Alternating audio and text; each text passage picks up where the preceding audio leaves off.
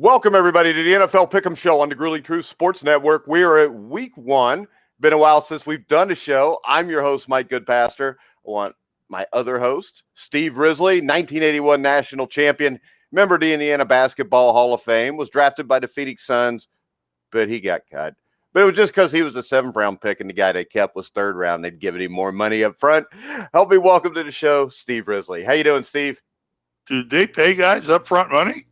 Yeah, see, that was the problem. They didn't get any up front. Well, it was 1981, so that guy probably got $150, and that's what got you. They gave me a one-way ticket home after they cut me. I had to buy my ticket down to Phoenix. Well, at least you got a ticket back home. There you go. I got that going for me. Hey, good to see you again, Mike. I don't think we've done this show since pre-Super Bowl of last year. Well, I think we've done a couple shows, but of course not an NFL Pick'em show. Well, not an NFL Pick'em show we haven't because there's been nothing to pick. Yeah, and last season, not many fans in the stands, if any, especially during this point of the season. So it's great to have fans back in the stands because to me, Steve, it's really hard to watch professional sports or any sports without any crowd involvement. Well, you didn't realize how much the fan base plays into these games and the excitement of watching them, even on TV, when you had to go through an entire season of all sports.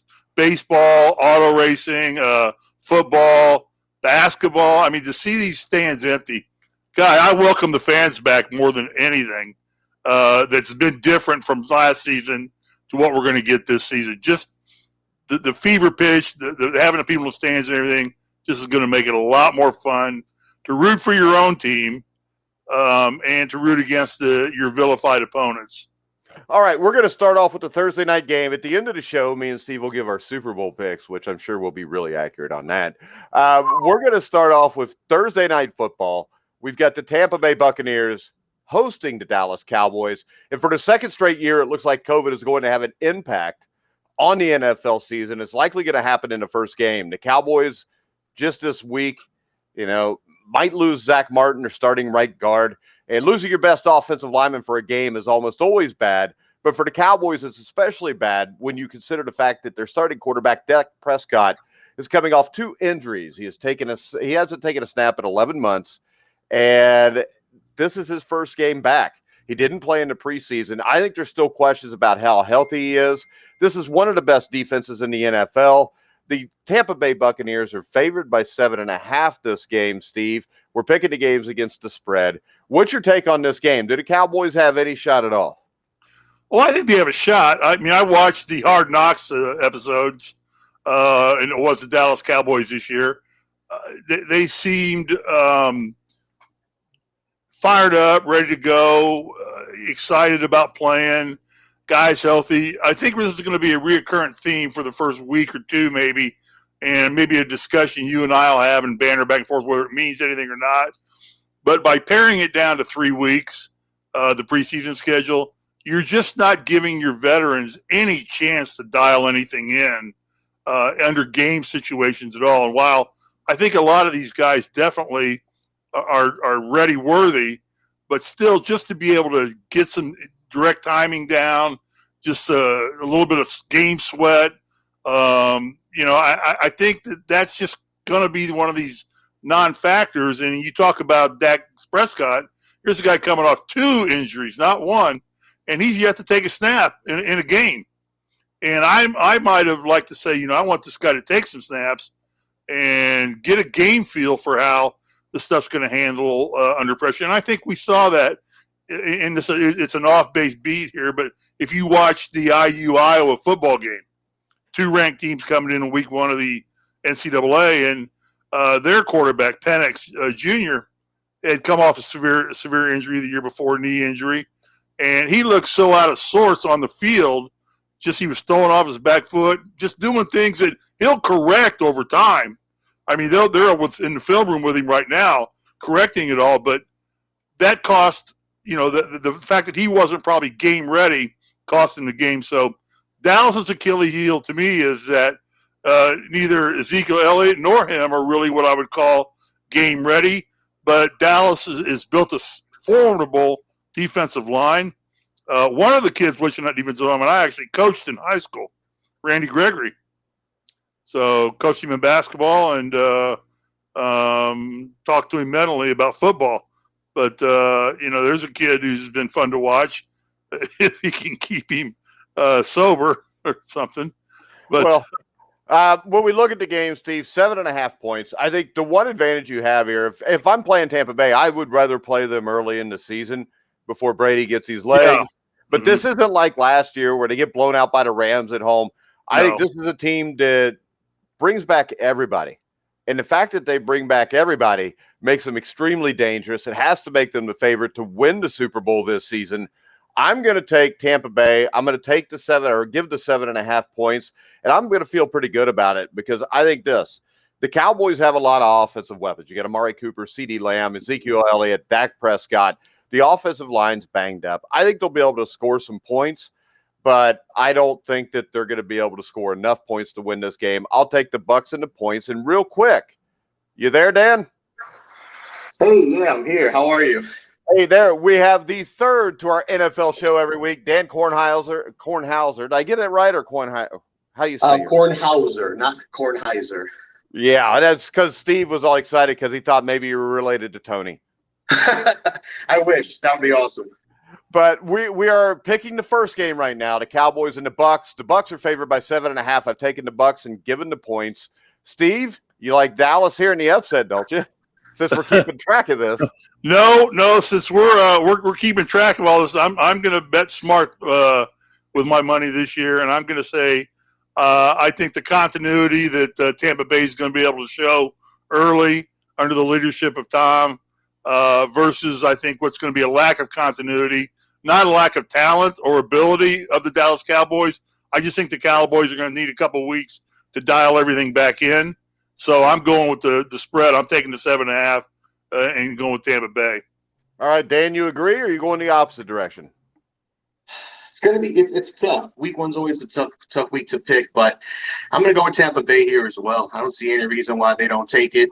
As he said, Tom is the deciding factor. I think Dak's going to need a couple games to really get back to it. So I'll go Tampa Bay. I think the biggest issue here is Dallas improved their defense in the offseason, but I don't think they improved it enough to have a shot here. And with Zach Martin maybe not playing in this game against what I think is the best defensive front in football, I think Dak's going to have a rough night. All right, let's transition. We're going to go to what I think is the game of the week. The Cleveland Browns at the Kansas City Chiefs. The Chiefs are favored by 6.5 points. And, the Browns won a playoff game last year, which was the first time since 1994. They built a 19-3 halftime lead. The Chiefs did before losing Patrick Mahomes. The Browns let that playoff game get away last year. They've improved on defense. You got Jadeveon Clowney now matched with Myles Garrett. What's your first thought on this game, Dan? Well, I mean, the AFC Championship was a classic, and the Browns might have won that game if Mahomes, wasn't doing Mahomes thing and they didn't get help at the end of the game there. But this is one of my favorite games of the week, to be honest. There's a lot of talent on both sides of the ball. We know what the expectations are in Kansas City with a healthy Mahomes and the way that team is built. And now we have the Browns in a similar situation where it's pretty much championship or bust. It's time for Baker to take this team to the Super Bowl. They got so close, and I think it's time for the Browns to make some noise. I think week one will be a really big step for them, and I don't know. I'm going to go with the Browns here. Something's telling me to go Cleveland. Yeah, I'm going to agree with you. I'm not saying Cleveland will win the game, but I'll take the 6.5 points. I don't think there's that big a difference between these teams. I think Baker Mayfield gets underrated. He played well the second half of last season, and people forget the first half, he had to adjust to a new head coach, a new offensive coordinator. Second half of the season, he played great. I think, and we'll talk about who we think is going to the Super Bowl. I don't think it's necessarily Cleveland, but I think Cleveland will win this division. I'm going to take the Browns in the 6.5 points, Steve. My biggest concern about this game is Baker Mayfield in the sense that I don't think anybody denies his talent level. And he's shown flashes of brilliance in his first 3 years.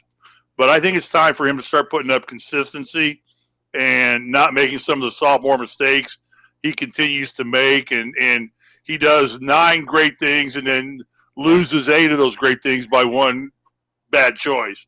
And he's got to start to overcome that, a la like an Aaron Rodgers type player or a Brady type player, where he's not making those mistakes.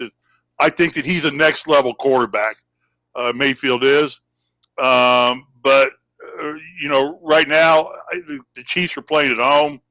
Mahomes can run up points on you faster than anybody. I think they're probably a little disappointed about last year and what they didn't get accomplished. I'm going to take the Chiefs in the points. All right, so me and Dan will be up a game right away. Next up, the San Francisco 49ers will travel to Detroit to play the Detroit Lions. There's no better way to open the season than going to Detroit to play the Lions. The 49ers are favored by 7.5 points, and it looks like the Niners are set to stick with Jimmy Garoppolo as their starting quarterback. You got Trey Lance in the back, so it's kind of, they've got two quarterbacks that are better than what Detroit probably has. The Lions have a rebuilding defense. I think this is the lock of the week, Steve. I'm going to take the Niners in the points.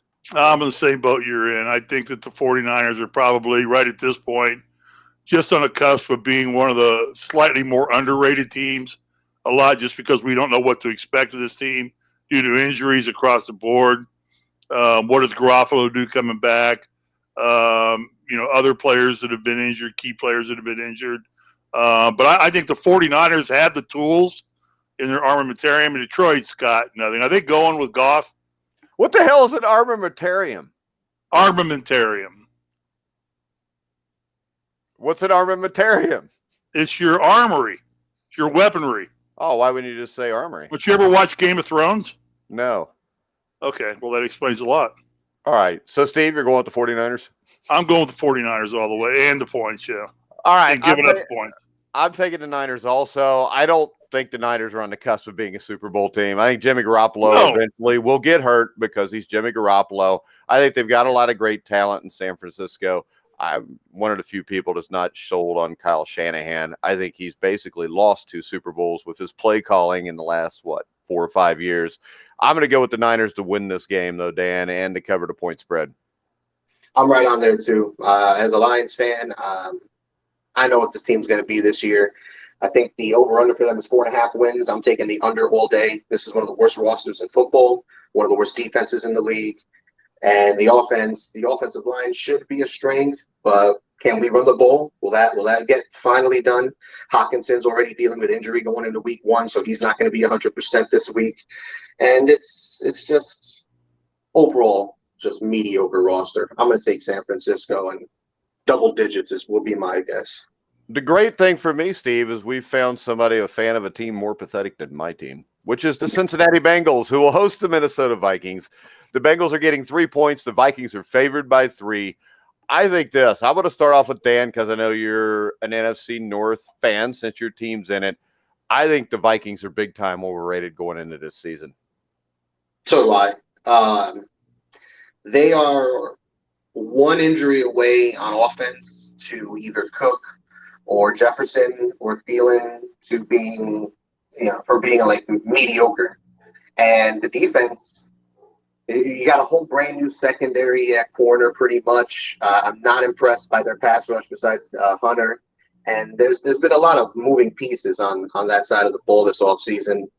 I don't know if Mike Zimmer's got it anymore, man. I know he came into the job with big hopes, and Minnesota's been good, but I wonder if his time there is coming to an end.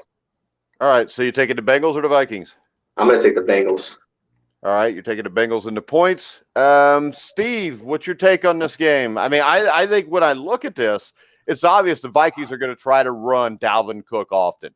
If they can, they should win the game. The Bengals defense is suspect. They did make additions. I think they'll be a little bit better.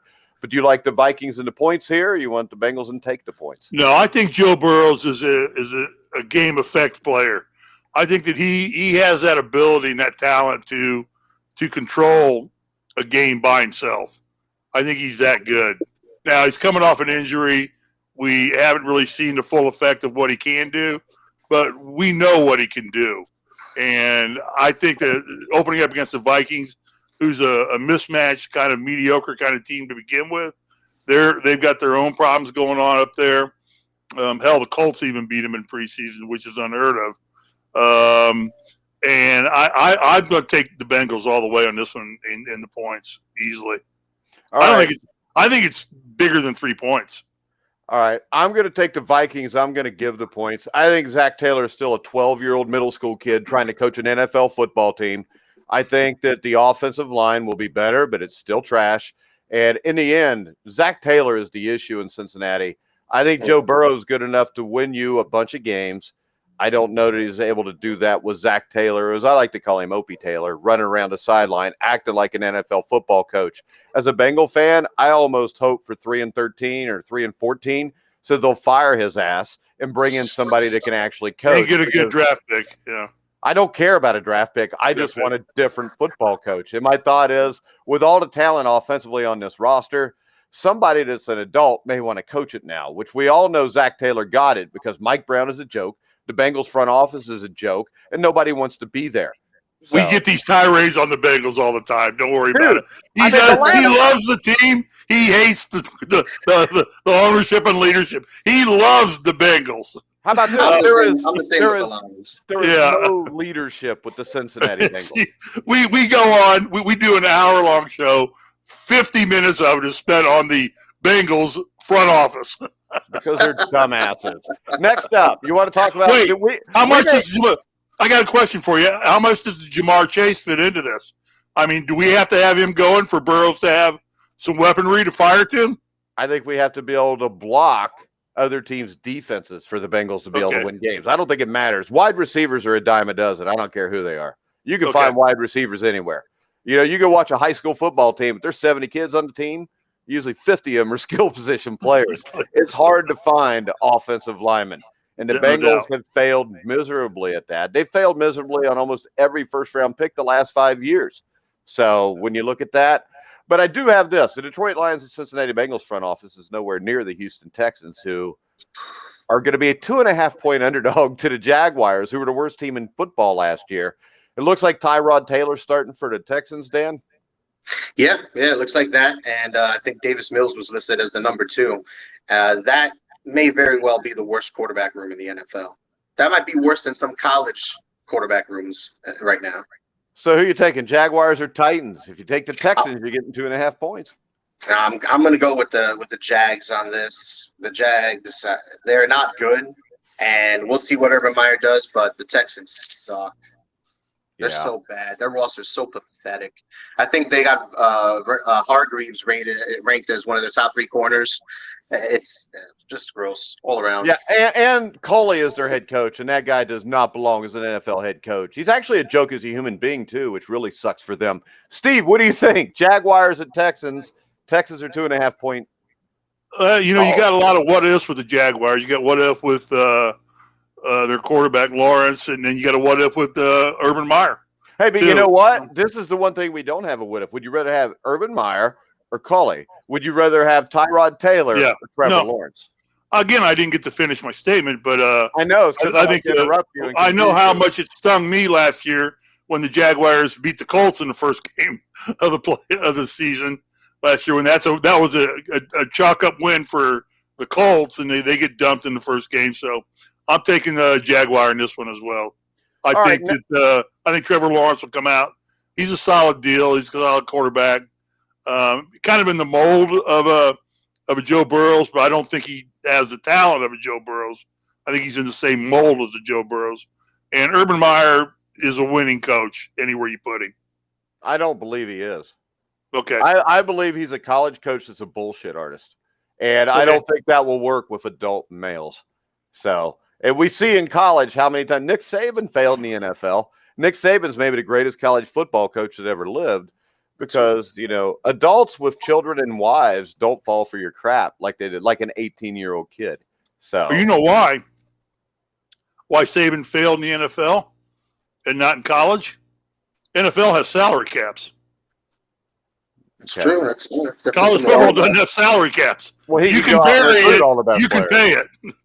All right, next up, the Chargers and Justin Herbert against the Washington Redskins. Washington has one of the best defensive fronts in football. The Redskins are getting a point against the Chargers. Steve, what do you think?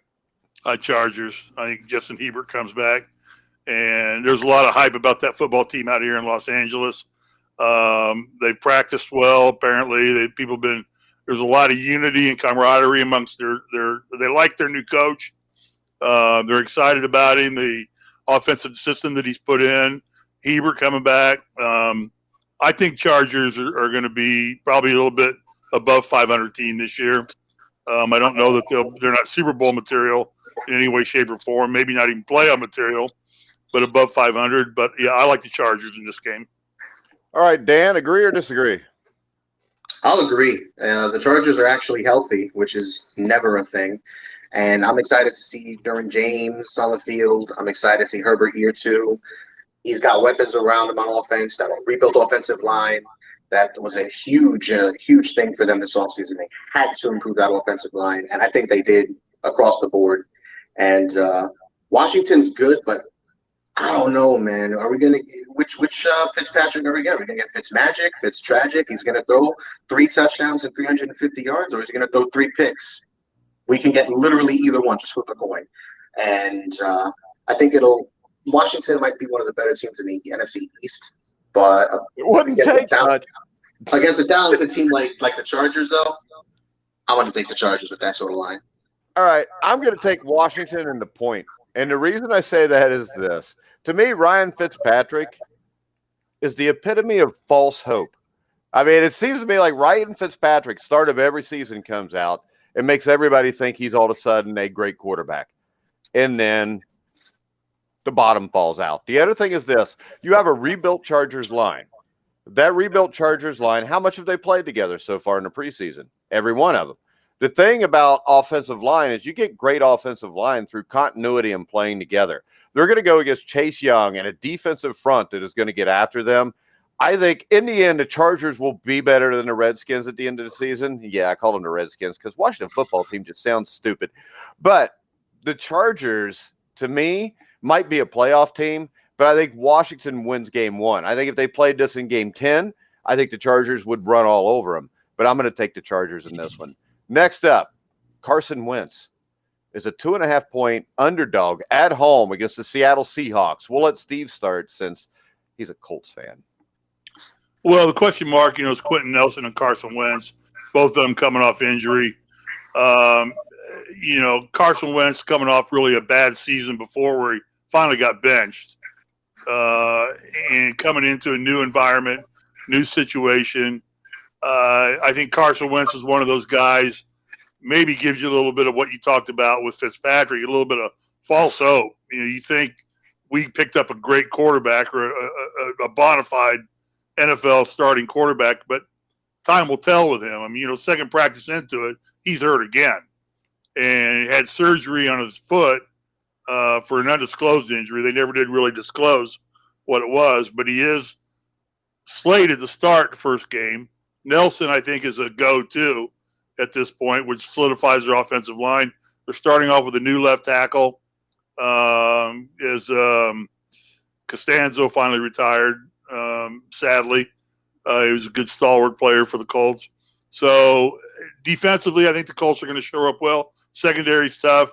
Opening up against Russell Wilson is no easy task for any team in the NFL because, I've heard they've revamped their offense a little bit in Seattle and come in and made some changes that are going to free up Russell Wilson do a little more play calling and playmaking on his own in the backfield. So I got to go with the points in Seattle in this game. And it pains me because, as you see my jersey, I'm a diehard Colts fan. But I just don't see this one happening for the Colts. Yeah, I'm going to agree with Steve. I think Russell Wilson has too many weapons. I think this team – also, this has been a pretty good road team over the last few years. I think Russell Wilson is one of the best quarterbacks in the NFL. Carson Wentz, there's a lot of questions about because he got beat out by Jalen Hurts. And Jalen Hurts sucks. We'll get to that in a little bit. But when I look at this, I think there's no doubt Seattle wins this game. And the problem for the Colts is I don't know a team that has a tougher first 5 games. I mean, the Colts could very easly start the season 1-4 and be in all kind of trouble. Or 0-5 even, Yeah, they've got Los Angeles next week, and then third week they play a tough team too. I just was looking at the schedule this morning. Who do they play the third week, Mike? I don't know. You're the one who looked at the schedule this morning, Steve. Yeah, I can't remember. It's a really tough game too. They can lose easily. Somebody look it up. Dan, I'll look it up. Dan, who do you like here?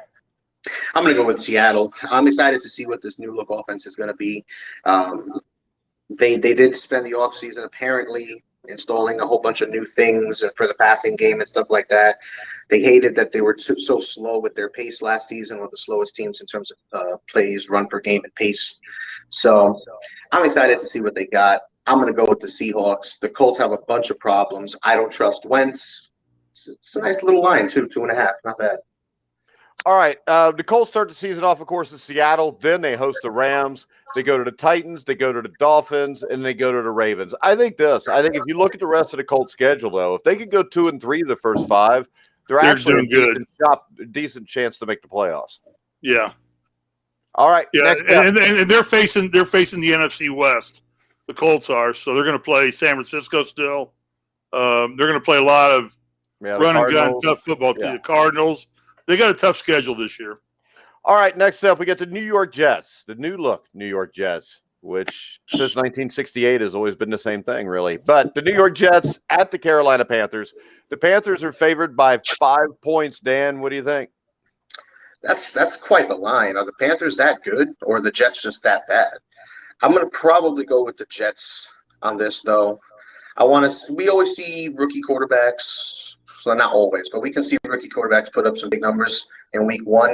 And I think Wilson is primed for something like that. I don't really trust the Panthers' young defense. They're still young. They rebuilt it last year with all rookies and stuff like that. So it'll be an interesting game. And Sam Darnold playing against the Jets, he's going to have a chip on his shoulder. I really like Sam Darnold. I think he's in a great situation in Carolina.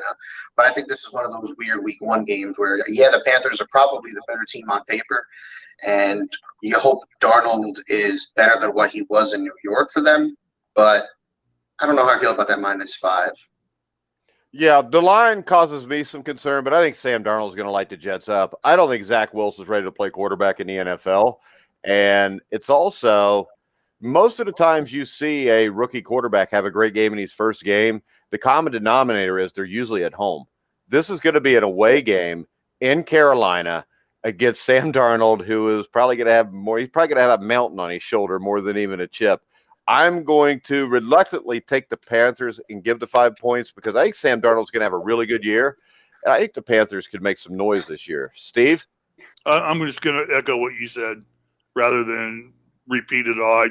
I'm going with the Panthers in the -5. I think it's a tough spread to carry for a team like the Panthers, even against the Jets. But I think Sam Darnold really going to have something to prove. And if he's not going to be ready to play this game, he's not going to be ready to play any game this season. My other thing is this. We all forget Christian McCaffrey is the running back for the Panthers, too. Right. He's a big play rate guy. Yeah. Well, he makes a lot of big plays. Next up, the Arizona Cardinals will travel to Tennessee to play the Titans in what I think is a great matchup. The Titans are -3 here. And, both teams have had various run issues or run defense issues last season. Some of those have been cleaned up, some haven't. But this game, I think, will live up to the high-scoring hype. Kyler Murray and Derrick Henry as the centerpieces. Arizona has more impact players to contain Ryan Tannehill and Tennessee's play-action-based passing game, while Tennessee, I think, will struggle on the back end against Hopkins and a rejuvenated A.J. Green. J.J. Watt ensures his new team doesn't lose against a familiar AFC foe. I like the Cardinals in a small upset here, Dan. You like the Cardinals? I'm going to go with the Titans. I think the Titans should be one of the better teams in the AFC. That offense is stacked. They really don't have any weaknesses. As long as Julio Jones stays healthy, which is always a question, but, I have faith in Julio. That defense just needs to get their act together. This could be a very high-scoring game because both offenses can score some points, but I just think the Titans are better, and their defense can't be any worse. How about this? I believe the Titans are better, too. I think it's one of those kind of like the Charger-Washington thing. Mm-hmm. I think with what was added, you still have the continuity of, most of the offense with Tennessee. You've just added one guy. On the other side, you added more than one guy. And really, Tennessee's secondary, I think, is a huge issue against those wide receivers. I really think A.J. Green does have a little bit something left. And DeAndre Hopkins, hell, he may be the best wide receiver in football. If he's not the best, he's one of the 5 best. So I think they're going to give him trouble there. I think it'll be high scoring. I just, for some reason, like the Cardinals. Steve. Yeah, Mike, I like what you said. about everything, except for the fact that I think the Titans started at a higher plateau than the Cardinals did. And you said they only added one player, and the Cardinals added several. I think the Titans' offense was already elevated above the Cardinals' offense, and I don't think they lost that much ground. I'm going to go with the Titans in the points on this one, -3. I think they're capable of putting up. Tannehill continues to just improve year in and year out, and Derrick Henry proves to be the most reliable running back in the NFL. Put it like this: big yards. I will give it like this: there are a bunch of upsets week 1 every year. So I'm trying to pick the ones that I think will happen. No, and I said I agree. I like your argument. I just think that Tennessee's offense is just too potent across the board. All right, next up, the Devils team, the Pittsburgh Steelers, will travel to Buffalo to play the Bills. The Bills are favored by 6.5 points, Dan. I'm going to go with Buffalo here. And it's more than just how good they are on both sides of the ball, how good Josh Allen is. It's more on the Steelers because their offensive line is completely rebuilt. Nothing but questions. An aging Roethlisberger who might be still good in the short and intermediate game, but is he going to be able to push it downfield? They got the pieces at receiver. They've got a shiny new running back for them. It's just that offensive line is so bad. And I think they're going to have a lot of struggles with this vaunted Bills defense in week 1. I think 6.5 is a little rich for my blood, but we'll do it live. Well, I think this. I think when you look at it, Najee Harris is going to have a huge game, and he's going to have to do it on his own because the offensive line has issues. I'm not a big fan of Zach Taylor and the Bengals just because Zach Taylor and Mike Brown are there, but it wouldn't surprise me if the Steelers end up last in this division. The only saving grace is you still got TJ Watt if he plays, Minkah Fitzpatrick. The defense is still good. They should be able to run the ball somewhat with Najee Harris. The question is going to be how much Big Ben has, but I think the Bills are just a better team here, Steve. Yeah, I agree, and I don't think 6.5 is too much to ask for out of Josh Allen. I think he can put those numbers on the board for you pretty quickly. The thing I like about the Bills is the continuity I think this team shows. It seems like all their players are in the same age bracket, and they're all coming up and getting better and better together. It's not like you have an Aaron Rodgers with a young Green Bay team or something like that, and they're on different time frames. The whole Bengals organization is all really right in the same boat. Steelers, when I liken Roethlisberger to slowly becoming kind of like what we dealt with last year, and that's a Phillip Rivers. Just the skills were just diminishing enough that, Rivers last year could not throw a deep ball. Hell, they would put in the backup quarterback, Jacoby Bledsoe, when they wanted to go deep. Jacoby Brissett. How many times did I tell you? I know. I always call him Bledsoe. Steve. All right. I know. But Brissett, they would just announce we're going deep because we're putting Brissett in the game just because Rivers couldn't do it. I think you're going to maybe start to see that trend for Roethlisberger a little bit. Maybe he is hanging around 1 or 2 years, maybe a little too long. I think his mental capability to win games is there, but I don't think the Steelers have the physical skills. I think the Bills are one of the more talented teams in the NFL and are a Super Bowl contender. All right, next up, the Philadelphia Eagles at the Atlanta Falcons. The Falcons are favored by 3.5 points. Dan, let's start off with Steve here. I mean, the Eagles have a new offensive-minded coach, but they've got Jalen Hurts. What do you think here? Can we have one category each week where we call it our Who Cares category? Sure. I guess this is it, but you'll still have to pick the game. Okay, because I think this game falls into Who Cares. Neither one of these teams are going to be 500 by the end of the year. Any way you look at it, 3.5 points. Young coaches on both sides of the fence. Matt Ryan may be the difference in this game, I think, and would probably tend to go with the Falcons in the 3.5 points just because of Matt Ryan. Yeah, and they're playing at home. Well, they've also got Calvin Ridley. You got Kyle Pitts. Should have an improved running game of Mike Davis. I think this point spread's way too small. This would probably be my lock of the week, Dan. Yeah. Yeah, it's gonna be boring, but I'm gonna agree with you guys for everything you just said. Plus, I just don't trust Jalen Hurts on the Eagles. He might be a nice fantasy quarterback because of the scrambling he'll do and the garbage numbers that they'll put up when they're getting blown out week to week because their defense sucks. But not a fan of the Eagles on the field. 5 wins, maybe this season for them. I'll go with the Falcons. All right, one of the more interesting games, the Green Bay Packers at the New Orleans Saints. The Saints are 4.5 point dogs. They're playing a game in Jacksonville because of the hurricane that recently went through New Orleans. The Packers know they've got Aaron Rodgers starting this season. The Saints know that Drew Brees has played his last game for them.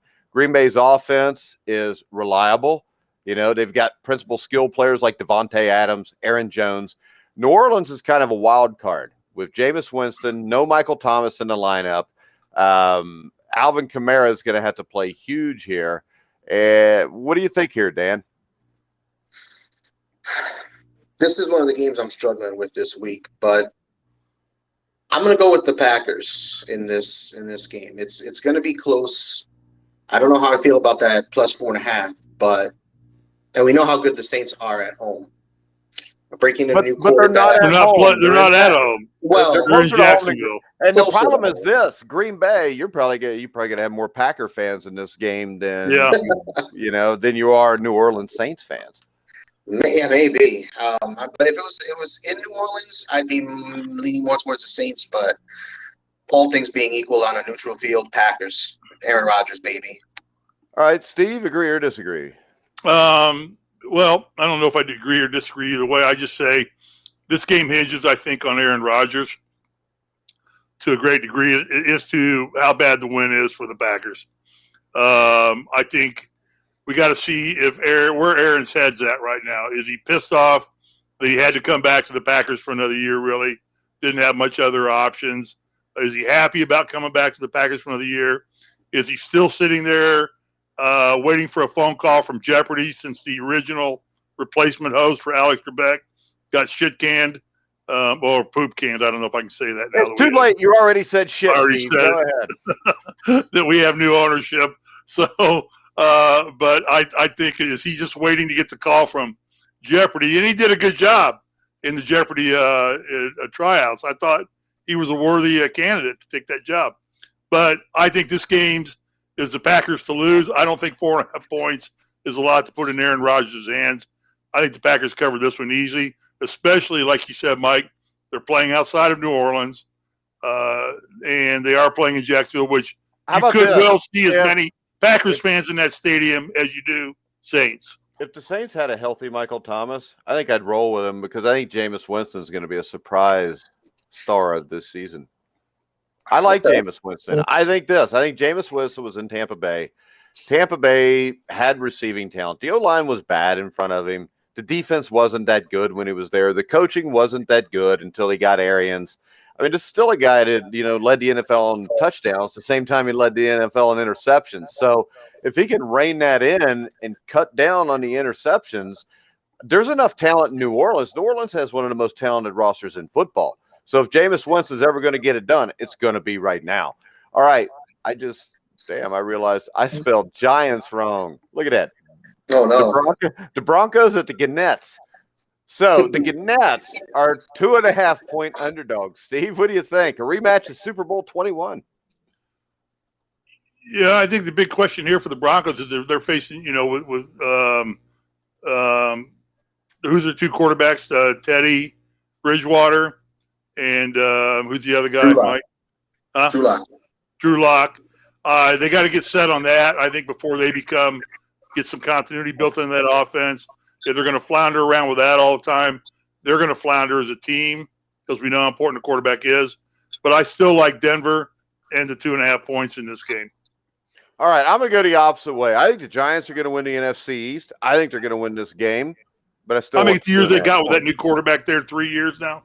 It doesn't matter to me because this is the thing. The Broncos don't have any quarterback, or they've got Teddy Bridgewater, which is a safe bet. The problem is, I mean, Vic Fangio is a defensive-minded coach. He's going to want to run the ball. I don't know that Javonte Williams can get that done. When you look at what Joe Judge has done, I think he did a great job last year. The offense will open up even more for Jones with a healthy Saquon Barkley, which you didn't have for most of last year. You added big play Kenny Golladay. I mean, Denver has buzz for the defense, but New York, to me, is going to be a sneakily improved team that's going to be able to put up points. I think they can win 8 or 9 games, which could probably win the NFC East, Dan. Yeah, you wouldn't be wrong there. The NFC East is going to be awful. No one's going to want to win that division again. But the Broncos could be a sleeper. If they didn't play in the AFC West, they might be looked at as one of the bigger dark horses in the AFC, because I really like their roster. They have a really good defense. They're going to be able to run the ball with any team. The big question mark, like you said, is going to be at quarterback. They're going with Teddy Bridgewater to start the season. And my guess is we're going with Bridgewater. He lowers the potential of the passing offense because we know what he is at this point. He's not going to light it up. He's not going to throw for 300 yards a game and 3 touchdowns. He's not going to do anything special, but he won't turn the ball over. Whereas Drew Lock was a potential pick every time he dropped back or yeah. sack. But when you talk about being able to run the ball against any team, and it's the NFL, so being the NFL, if you can't throw the ball and you've got no deep threat, it makes it really hard to run the ball no matter who you've got. Well, that's fair. That's definitely fair. But we've seen teams have good team ground games, and you don't got to be top 5. Be top 10. Be number 10. With a defense, if your defense can be top 10 and you're running the ball and you're a top 10 rushing offense and you're not turning the ball over, that's a recipe for success. I think that's where the Broncos are going. I mean, I think we've spent too much time talking about the Broncos personally. Yeah, but it's your fault for picking them, but go ahead. It is. But I'm going to go with the Broncos. Nothing against the Giants. I think the Giants will be much better this season. I expect 9 wins for this team minimum. Anything less than 9 wins should be a disappointment for the Giants. They need Daniel Jones to take a step up, though.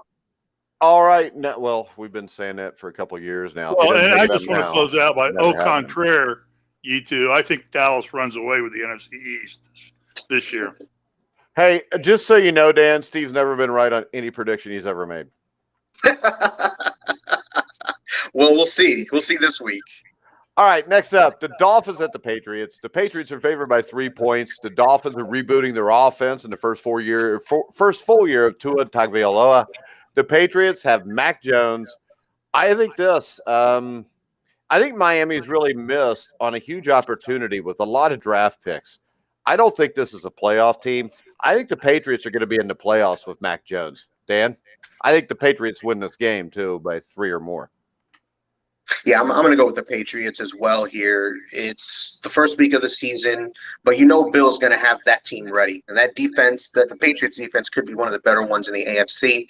And you just trust them more. And even though Mac Jones is a rookie, it almost doesn't feel like he is. He looked to have a good grasp on the offense in the preseason. And, yeah, it's preseason. Who cares? But, you know, it's one thing to go out there and look like you have a good command of the offense, and it's another to go out there and completely just look like you don't belong, which we've seen. So they got rid of Cam Newton for a reason. If they really thought Jones wasn't ready or whatever the case may be, I'm sure they would have kept Cam. But the fact that they got rid of Cam shows that he's ready. And the Dolphins are a really, really good roster, but they're another team that needs a quarterback to step up. I don't like Myles Gaskin at running back. And -3 is just enough for me to go with the Patriots in this one. All right, Steve? Yeah, I think the Patriots are one of the few teams left, maybe the only team left in the NFL where the system still remains bigger than the players. And being able to punch Mac into the Belichick system is a lot easier to do there than it is in, like I say, a New York Jets or Giants or any place where – Well, how about this? Cam Newton just didn't match the system. No, well, he didn't match exactly, and Belichick has always stuck to his system, and I think because he does that, and you got to liken this back to the Tom Landry days of Dallas. You know, that's what he ran. He ran a system, and probably the first coach ever to really run a true system. And Belichick does the same thing. And Paul Brown, Cleveland Browns. Pardon? Paul Brown, Cleveland Browns. Well, did I say? Well, I didn't say Paul Brown, did I? No, you said Tom Landry was the first one to run a system, but it was probably Paul Brown. Okay, all right. They ran no. I They have ran. to correct him. They ran Hold Jim on. Brown. Cleveland just ran Jim Brown. I hate to tell you this, but Jim Brown was only on, I think, one of the Cleveland championship teams. Yeah, only played and that 9 was years the one at too. the end. Yeah, but Yeah. I mean, Cleveland would have been from the late 40s in the old AAFC through the 50s. It was more of Otto Graham, who was a system quarterback. But go ahead, Steve. I think, and I'll quiet up after this. I'm going to take the Patriots and the -3. I think the Patriots are the only team in the AFC East who are going to give any fits at all to Buffalo, and I think it's going to be a knockdown drag out between those two teams in the AFC East. All right, next up, we got the Chicago Bears at the Los Angeles Rams. That's a rematch in the 1985 NFC Championship, Dan. Who do you like here? The Rams are favored by 7.5. 7.5 is quite a line. I like it, though, in this game. I don't like the Bears at all, and it's got nothing to do with the fact that I'm a Lions fan, I promise. Andy Dalton, we know what Andy Dalton is. If he throws for 200 yards and a touchdown, great. But the Rams are stacked on defense. Their offense should be just fine. They've got plenty of weapons on the outside. It sucks that they lost Akers and Henderson is dealing with injuries. Sucks for them, but they shouldn't have any problems staying ahead of the Bears. The Bears defense should be good, but they're going to have a hard time on offense scoring points. So I'll go with the Rams. Yeah, I mean, my bigger issue here is not Andy Dalton against the Rams defense. It's the Chicago Bears offensive line trying to block the defense. Because Andy Dalton has been to the playoffs 5 times. He's had a lot of success in the NFL, but the offensive line for the Bears is going to be the issue. And I think why, Steve, you see Andy Dalton start right now over Justin Fields is because they know they're just kind of throwing Andy Dalton to the wolves on this game. Yeah. Yeah, I mean, the Rams, I think they're a Super Bowl contender. For sure, out of the NFC. I mean, you may see a rematch between them and Tampa Bay before it's all said and done. Who's the running back that the Rams picked up? Oh yeah, I don't know who. Yeah, some young guy they got. I can't think of his name right now. It's escaping me, but obviously getting Stafford was a big boon for that. Elevated their offense to almost rival their defense now in terms of output capability and ability to affect and change outcomes of games. So I like the Rams. I'll give up to 7.5 points. They're playing in SoFi, which if you have not seen SoFi, which I have seen SoFi, it is like a spaceship. I mean, we saw it last year when they played in it. Yeah, but you got to be in the place. I mean, this place is so cool. Have you been in the place, Steve? Yes, I have been in the place. Oh, why? I went to the Taylor Swift concert. I hope you're kidding. No, I'm not. You're not? No. Who doesn't love Taylor Swift? I love Taylor Swift. I don't love Taylor Swift. I didn't go to the Taylor Swift concert. I have been in it, though. I don't think you've been in it, and I don't think you've been in a Taylor Swift concert. I've been in it. Sure, yeah. I got in. I just walked in, and they had an open door for the facility. I was driving by, and I went in. Okay, Steve. Then he got arrested because he called me to get bail. No, there were thousands of people in there. Then I tried to buy season tickets to the Rams and realized that I was never going to make that much money the rest of my life combined. So your house. Yeah. No, even selling my house in LA wouldn't get it done.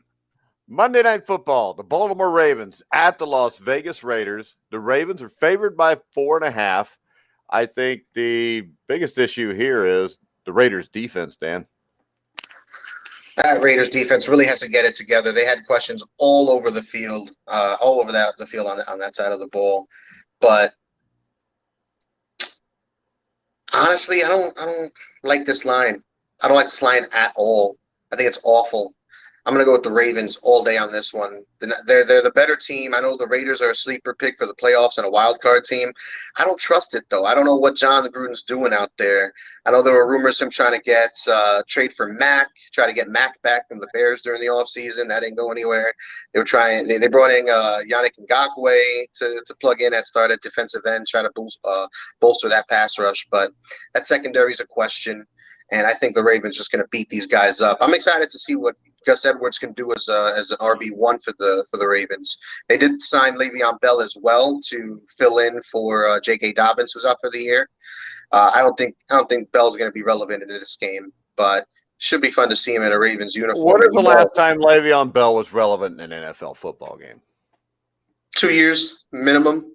3 years, 4 years. Yeah, you're not wrong. But hey, it's amazing how him and Todd Gurley, neither one of them are 30 years old. No. 4 or 5 years ago, you thought they were going to be Hall of Famers, and now nothing. Now Gurley's got knees like a 40-year-old man. It's ugly. It's really bad. 26 years old, and you got knees like a 50-year-old. It happens. Steve, you agree, Ravens?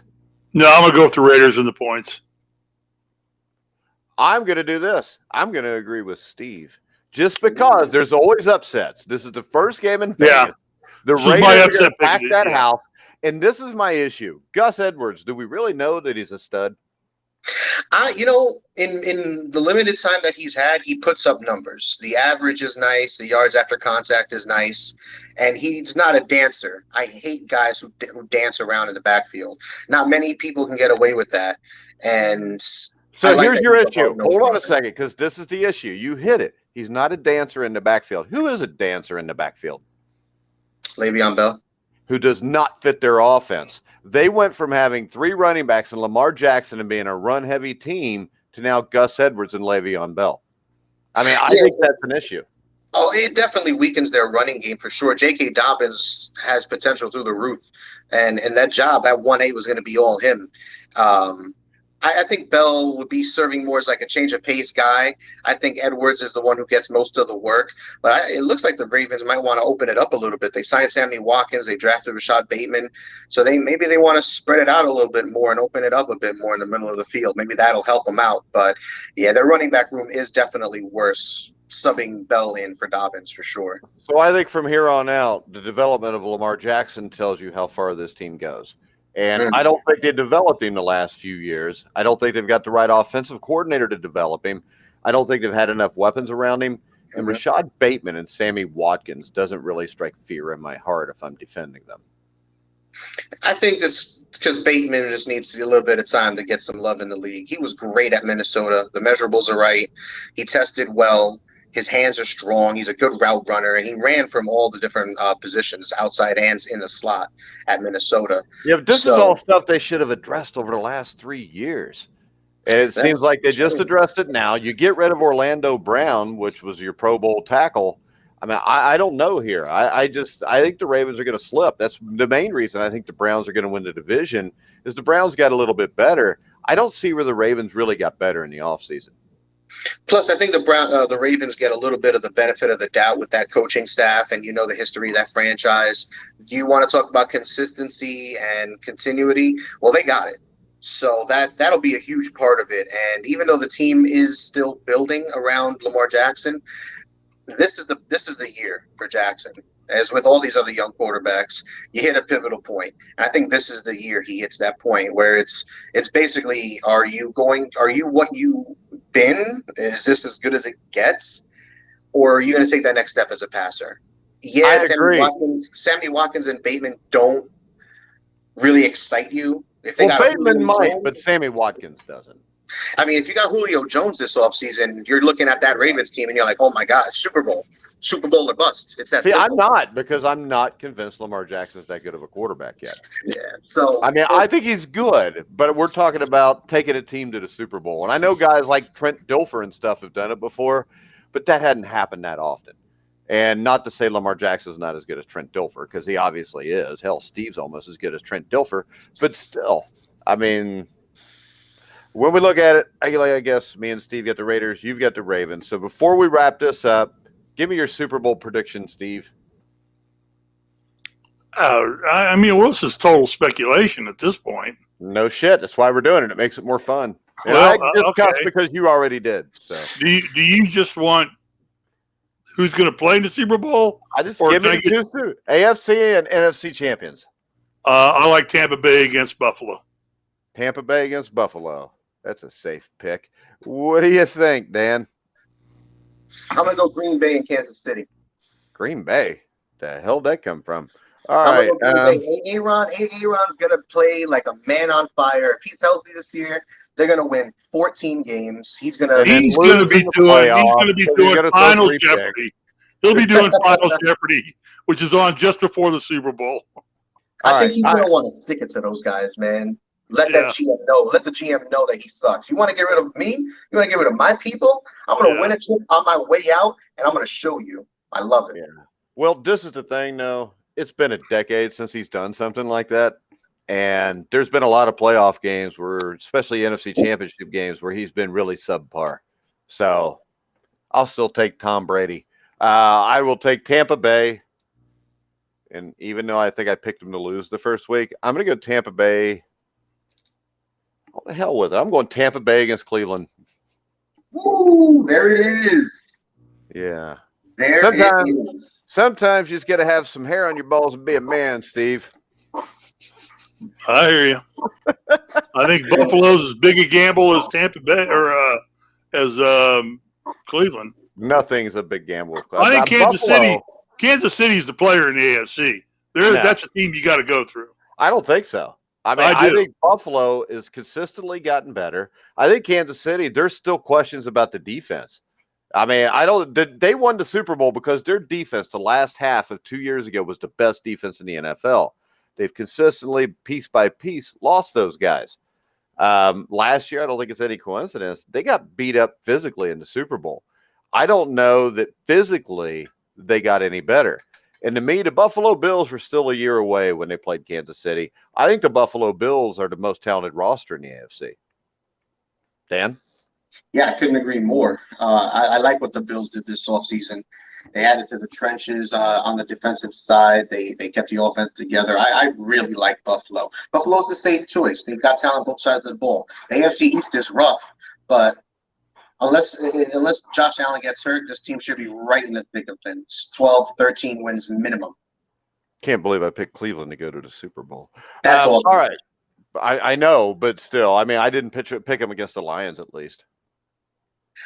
I'm not picking the Lions to win any game this year, all right? 0-17, baby. Let's do it. There. I want my team to go 0-18 so we can get the first pick. All right. We will be back every Wednesday night live, guys, at 9 o'clock. That sound good? And you may be watching it, and it looks like it's live tonight at 9, but we really did it at 1 o'clock today. But 9 o'clock every Wednesday night, myself, Dan, Steve. Steve, do you have any final parting words of wisdom? Nope. I didn't think so. But he was an Indiana Hoosier. I got a lot of crap I'd like to say, but not words of wisdom. So, what kind of crap would you like to say? Do you have any crap you would like to say? You didn't ask for that. So I just did. I just be said specific of what you want, Mike. Move on. All right. Dan, who's the surprise team that makes the playoffs nobody thinks about? See, you ask him a specific question. I'm going to ask you, too, if you be quiet, Steve. I just thought of it. Go ahead, Dan. My surprise team, you know what? I'm just going to go for it. I'm going to say the Denver Broncos. I like their defense. I like their roster.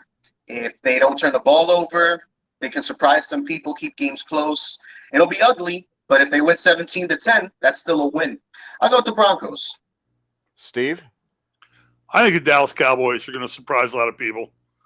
I think they're going to get their crap together finally and pull it off and unify that team together. McCarthy's been there a couple of years now and, got some continuity going. I did watch the Hard Knocks. That team seems loose and very together. And I just think they're going to become more consistent. And if they become more consistent, they're a dangerous football team because they're loaded in talent. All right. When I look at this year, I would say the Saints. I think Jameis Winston and the Saints, I still think they've got a really good roster. I think they can get enough wins to make the playoffs. I don't think they're going to win the division over Tampa Bay. But I go with the Saints, and I think the Giants are going to be a playoff team also. But that's not because I think the Giants are that good. It's just because they're the best of a bunch of bad teams. They've got more weapons. They can score more points. And defensively, the Giants weren't bad last year. So I would say I'll just leave it with the Giants. But it wouldn't surprise me if the Saints and Jameis Winston make the playoffs. All right. Dan, where can everybody find you on Twitter? Where I'm on DB Talking Sports. That's D as in Dan, B as in Bob, Talking Sports. Damn, is that it, Dan? Are you anywhere else? Pretty much. And also, you can go find Dan's State of the League, which he wrote for The Grueling Truth, which was actually a great series on every team. Steve Risley, you can find him at his house because he's still hiding from Bobby Knight. Yes, I am. You can also find Steve in Indiana Basketball Hall of Fame. Woo. There you go. All right, guys. I want to remind everybody, tomorrow night will be our first episode. I know people can't wait. Cincinnati Bengals weekly show of myself and Joe Kelly. Joe is a starting outside linebacker, Super Bowl 23 for the Bengals. Played 14 years in the NFL. It'll be the 7th year we've done this show. This was actually the 7th year we've done this show. So we're going to go ahead and we're going to wrap it up. Make sure you find Dan on Twitter. You can follow me on Twitter at Grueling Truth. Make sure you go to the Grueling Truth Facebook page. Give us a like there and a follow. So for now, for Dan Kornhouser, hopefully I said that right, Steve Risley, I'm Mike Goodpaster. You've been watching and listening to The Grueling Truth, where the legends speak.